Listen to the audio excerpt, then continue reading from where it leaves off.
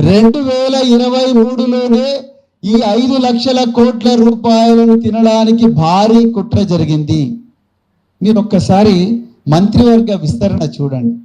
ఈరోజు గౌరవ ముఖ్యమంత్రి తన దగ్గర ఏ శాఖలు పెట్టుకున్నాడు మీరు చూడండి. రేవంత్ రెడ్డి గారే ముఖ్యమంత్రి, సాధారణ పరిపాలన వారి చేతిలోనే ఉంది. హోమ్ మినిస్ట్రీ కూడా వారి చేతిలోనే ఉంది. అదే విధంగా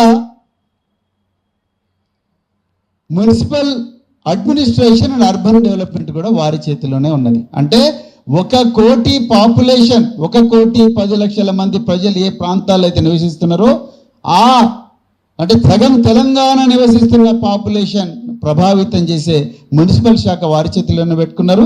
అదేవిధంగా మరి హోంశాఖ వారి చేతిలోనే పెట్టుకున్నారు. జనరల్గా ఏ ముఖ్యమంత్రి కూడా హోంశాఖ తన దగ్గర పెట్టుకోరు. ఇక పొంగులేటి శ్రీనివాసరెడ్డి గారి శాఖలు చూడండి. రెవెన్యూ శాఖ, సమాచార పౌర సంబంధాల శాఖ. ఇది కాకతాళీయంగా జరిగిన వ్యవహారం కాదు. నేను దానికి కొన్ని ఆధారాలు ఇస్తాను మీకు. ఈ ప్రభుత్వం అధికారంలోకి వచ్చిన వెంటనే వాళ్ళు మొట్టమొదట సంతకాలు చేయాల్సిన ఫైల్స్ ఏమిటి? 6 గ్యారంటీలు. 6 గ్యారంటీల మీద సంతకాలు జరగాలి. 420 హామీలు కాంగ్రెస్ మేనిఫెస్టోలు ఇచ్చిండ్రు. వాటి మీద సంతకాలు జరగాలి. వాటికి కావలసిన నిధులు ఏ విధంగా సేకరించాలన్న విషయాల మీద సంతకాలు జరగాలి. కానీ అవేవి జరగలేదు. మరి జరిగినవేంటి? మొట్టమొదట రాగానే లగచర్ల, బల్లులు కూడా గుడ్డు పెట్టని భూములను 100 సంవత్సరాల నుంచి రాత్రింబవళ్ళు గిరిజన బిడ్డలు వాళ్ళు కాయకష్టం చేసి నడుములు వంచుకొని మరి పాములు గుట్టినా తేళ్లు గుట్టినా కొడవళ్ళతోని గడ్డపారలతోని వ్యవసాయం చేసి ఆ భూములను చదును చేసుకుంటే పోతనే దాదాపు 2,000 ఎకరాలు 3,000 ఎకరాల భూములు ఫార్మాసిటీ అని తన అల్లుడికి సృజన్ రెడ్డికి కట్టబెట్టడానికి లగచెర్ల భూముల దోపిడీ. ఇక దాని తర్వాత ఇంకో దగ్గర భూముల దోపిడీ, ఇంకొక దగ్గర భూముల దోపిడీ. ఇంతకుముందు ఒక సోదరుడు చెప్పిండు, హైదరాబాద్ నగరం నడిబొట్టున పరిశ్రమలు బాగా డెవలప్ కావాలని చెప్పి 9,292 ఎకరాల భూమిని రకరకాల ప్రభుత్వాలు సేకరిస్తే ఆ భూములను హిల్ట్ పేరు మీద హైదరాబాద్ ఇండస్ట్రియల్ ల్యాండ్ ట్రాన్స్ఫర్మేషన్ అని చెప్పి హిల్ట్ పేరు మీద దాన్ని రియల్ ఎస్టేట్ కంపెనీలకు కట్టబెట్టే కుట్ర జరుగుతూ ఉన్నది.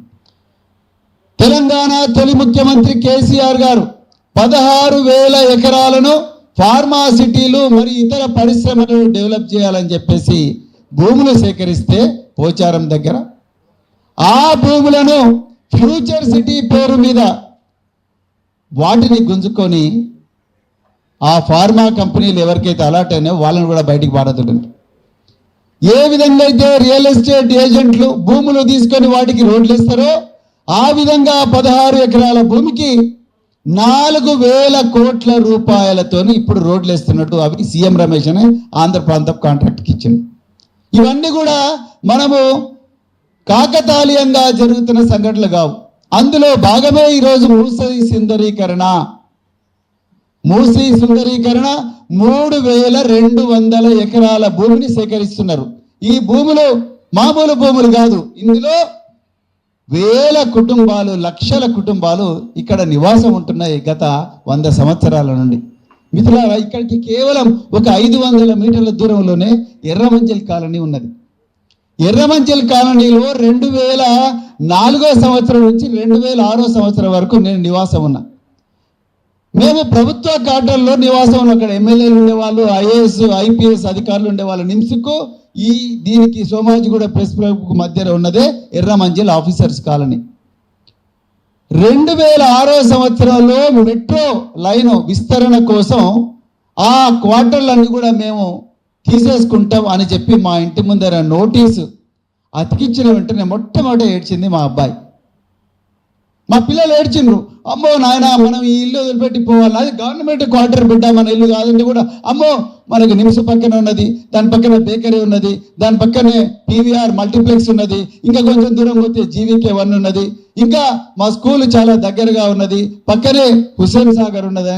ఇవన్నీ మనం మిస్ అవుతున్నాం, ఎక్కడ పోవాలి డాడీ అన్నాడు. 2 సంవత్సరాలు ప్రభుత్వ క్వార్టర్లో ఉంటేనే మా పిల్లలు ఏడిచిండ్రు. ప్రభుత్వం కూలగొడుతుంది అనేవరకే, అది మా ఇల్లు కాదు, నిజానికి ప్రభుత్వం మాకు అలాట్ చేసింది.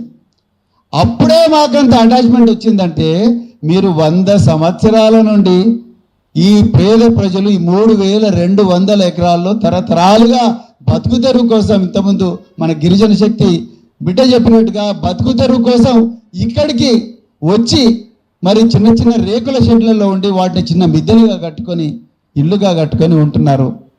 వాళ్ళ ఇల్లు రాత్రికి రాత్రి తీసేస్తంటే ఎట్లా?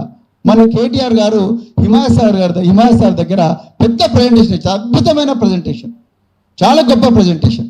16,000 కోట్లతోని ఒక్క ఇల్లు కూడా కూలగొట్టకుండా మూసీని, జీవం లేని మూసీకి ఏ విధంగా పునర్జీవం ఇచ్చిండ్రు అనే దాని మీద అద్భుతమైన ప్రజెంటేషన్.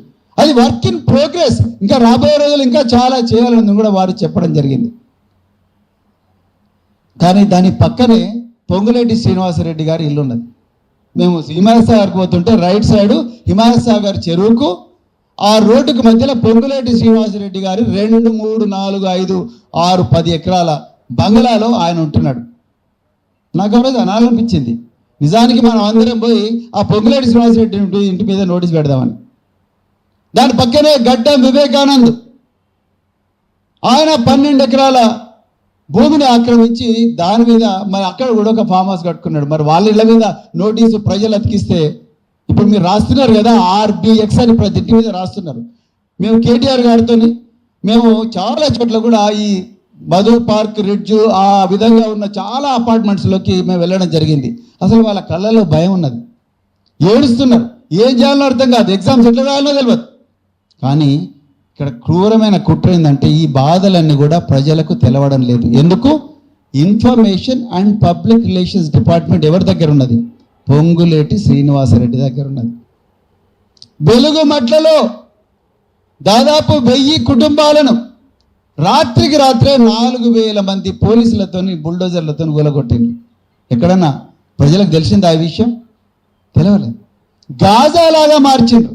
సలోమి అనే ఒక అమ్మాయి బిఎడ్ చేస్తూ ఎగ్జామ్ వదులుకొని అయ్యో మా ఇంట్లో కూలగొడుతున్నారంట అని చెప్పి బిఎడ్ పక్కకు పెట్టేసి వచ్చి పోలీసు వాళ్ళ కాళ్ళ మీద పడ్డది. అమ్మాయి ఎగ్జామ్స్ పోయినాయి. ఒక మహిళ 70 సంవత్సరాలు ఉండే మహిళ, నాయన మొన్ననే ఇల్లు కట్టుకొని సున్న వేసుకున్నాం, మీరు కూలగొడుతున్నారు, కనీసం ఒక్క 5 నిమిషాలు ఆ ఇంట్లో అడుగు పెట్టి అక్కడ ఆ గోడలను తాకనివ్వండి బాబు అని అడుక్కున్నా కూడా ఆ మంత్రి గారి మనసు కరగలేదు. పైగా మంత్రి గారు ఏమంటున్నారు? మీరు పెయిడ్ బ్యాచ్ అంటున్నారు, మీరు ల్యాండ్ మాఫియా అంటున్నారు. ఆయన వార్తలన్నీ కూడా పతాక శీర్షికల్లో పత్రికల్లో వస్తున్నాయి. ఎందుకు? ఆయన information and public relations minister, ఆయనే రెవెన్యూ మినిస్టర్. నేను డాక్టర్ దాసోజీ శ్రవణ్ గారు కొత్వాల్ కూడా, అదేవిధంగా వట్టినాగులపల్లిలో ఈ మంత్రి పొంగులేటి శ్రీనివాసరెడ్డి గారు అక్రమంగా మైనింగ్ చేస్తుంటే అక్కడికి పోయినాం మేము. రాత్రికి రాత్రి రాఘవ కన్స్ట్రక్షన్ అనే బోర్డు ఉన్న కంటైనర్ను రాత్రికి రాత్రి దాని మీద నీళ్లు రంగేసి తెడిపేసిండ్రు. ఒక మంత్రి చేయాల్సిన పనేనా అండి? మొన్న కేటీఆర్ గారు వట్టినాగులపల్లిలో 3 ఎకరాల 1965వ సంవత్సరంలో 3 ఎకరాల భూమి కొనుక్కున్న ఒక వయోవృద్ధుల కుటుంబంతో కలిసి ప్రెస్ మీట్ పెట్టారు. సాక్షాత్తు మంత్రి పొంగులేటి శ్రీనివాసరెడ్డి వాళ్ళ ఇంటికి పోయి 3 ఎకరాలు నాకు ఇస్తావా ఇయ్యవా అని చెప్పి అడిగితే, దాని తర్వాత ఆయన కొడుకు హర్షారెడ్డి 70 మంది బౌన్సర్లతోని ఆ గోడలు కూలగొట్టడానికి పోతే హబీబుల్లా అనే ఒక గచ్చిబౌలి ఇన్స్పెక్టర్ ఆ హర్షారెడ్డి మీద రాఘవ కన్స్ట్రక్షన్ మీద ఎఫ్ఐఆర్ చేస్తే రాత్రికి రాత్రి హబీబుల్లాని ట్రాన్స్ఫర్ చేసిండ్రు. ఆయనకు మళ్ళీ పోస్టింగ్ రాదు ఈ గవర్నమెంట్లో, నేను బరాబర్ రాసిస్తాను.